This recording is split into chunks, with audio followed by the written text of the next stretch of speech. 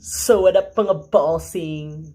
So, magbibigay lang ako ng opinion ko tungkol sa pagkaban ng Facebook page ni Boy Tapang, ni Jasna at ni Anthony Fernandez dahil sa pag-promote ng online gambling gaming site na hindi license. So before that mga boss, big shoutout muna kay Mark Clarido na palagi nag-share na aking mga videos. Mabuhay ka bossing! Ay kabuo! So ito na nga mga boss. May sangay ng gobyerno na nagsusulong na dapat itigil na ng mga sikat na influencer ang pag-promote ng online gambling gaming site na hindi license. Kasi nga raw, marami ng mga Pilipinong na-addict sa paglaro ng online gambling gaming site.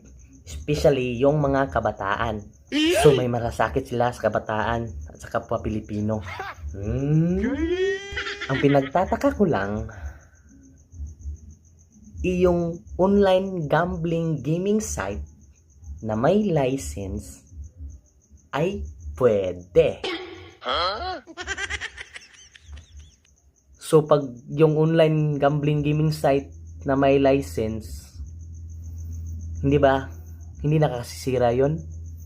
Hindi nakaka-addict yun? Kung tunay talaga kayong may malasakit sa kabataan at sa kapwa Pilipino,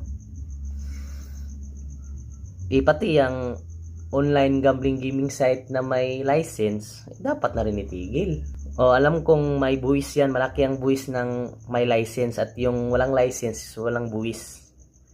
So ang punto dito ay dapat walain yang mga online gambling gaming site na yan para wala nang ma-addict sa paglaro, especially yung mga kabataan.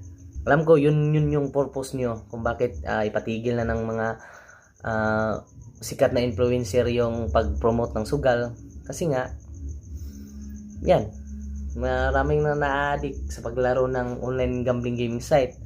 So pati dapat yung may license tigil na rin, di ba? Opinion ko lang naman. Huwag kayong magalit, ha? So, ano sa tingin niyo mga boss? Kinakabahan ako. Tagabuwang.